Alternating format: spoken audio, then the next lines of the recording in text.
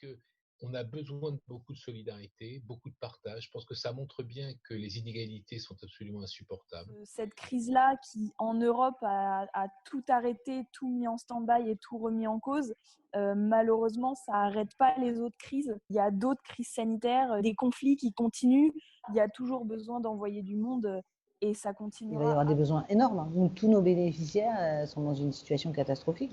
Il va y avoir cet effet de ciseau où il y aura des difficultés pour obtenir des fonds et plus de besoins sur le terrain.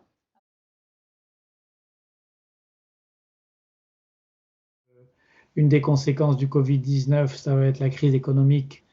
Et pour nous, elle se traduit immédiatement par des baisses de recettes de nos donateurs privés. Le danger le plus important et qui nous guette, enfin en tous les cas, que ce soit Action contre la faim, mais je pense qu'on ne sera pas les seuls, c'est les inquiétudes sur les financements, et en particulier les inquiétudes sur nos financements privés, ceux qui proviennent de nos donateurs individuels. Sur les financements institutionnels, gouvernementaux ou intergouvernementaux, on a moins d'inquiétudes, puisqu'ils ont plutôt envoyé des signaux disant qu'ils étaient prêts à rallonger financièrement les budgets, sans mettre en danger les programmes antérieurs, mais pour qu'on rajoute à nos programmes une composante Covid-19.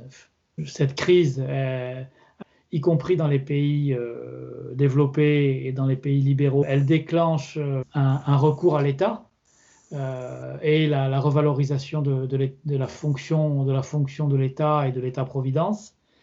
Et par extrapolation de tout ça, et ce que j'évoquais tout à l'heure sur les financements, au fond, est un parallèle, une extrapolation. C'est que la crise pointe également le fait que il n'est pas possible que l'aide humanitaire internationale repose dans une telle proportion sur les donations privées dont bénéficient les ONG, et qu'il faut substantiellement augmenter la responsabilité des États et de la contribution des gouvernements, soit en tant que tel, soit via le multilatéralisme des Nations Unies. On est quand même soumis à des pertes de fonds. Il y a beaucoup d'activités qu'on met en place de recherche de financement qu'on n'a pas pu faire, de collecte de dons qu'on n'a pas pu faire. On est soumis à du reporting après l'implémentation de certaines activités qu'on n'a pas pu mettre en place. Donc le versement des fonds qui est soumis à ces calendriers-là de rapport n'est pas possible. On essaye là en ce moment de réfléchir à l'après sur aussi cette autonomie financière. Ce vers quoi on doit vraiment tendre, c'est de trouver des financements alternatifs. Cette dépendance, alors c'est pas vraiment une dépendance vis-à-vis des bailleurs de fonds, c'est plutôt une dépendance vis-à-vis de leurs règles de financement où le versement des soldes, le versement des deuxièmes acomptes sont soumis à ce calendrier de reporting. Mais c'est vrai que pour pouvoir continuer à agir malgré la distance, malgré ces crises, etc., on devrait pouvoir trouver d'autres financements, des financements alternatifs qui nous permettraient de continuer à agir. Je pense quand même que ça va représenter une étape structurelle, notamment dans le financement des ONG, qui vont peut-être en pâtir, comme de l'économie générale. Il y aura potentiellement moins de fonds alloués à des projets humanitaires. Il y a un réel enjeu au niveau du financement.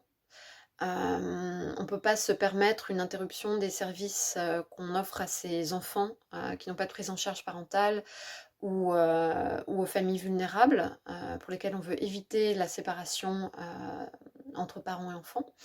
Donc il faut qu'on puisse continuer à mobiliser les fonds nécessaires pour ces services. On a certains partenaires comme des entreprises qui ont été très touchés par la crise, et donc on va avoir un enjeu sur comment compenser pour ces financements qui vont manquer. Au niveau de l'aide au développement, on espère réellement qu'elle va rester stable pour qu'on puisse continuer à soutenir nos programmes à l'international. Les organisations qui ont promis de financer les projets d'OCO, ils se trouvent dans difficulté aussi de financer ce projet. Ce que veut dire que nos projets qui étaient programmés pour aller sur le terrain n'ont pas eu voir le jour. Donc, vraiment, l'épidémie a entravé toutes les actions. On n'est pas sûr de pouvoir finir les activités parce qu'on a des calendriers sur les projets qu'on est tenu de respecter. Mais on dépense de l'argent et on n'aura pas forcément les moyens de rattraper ces activités après.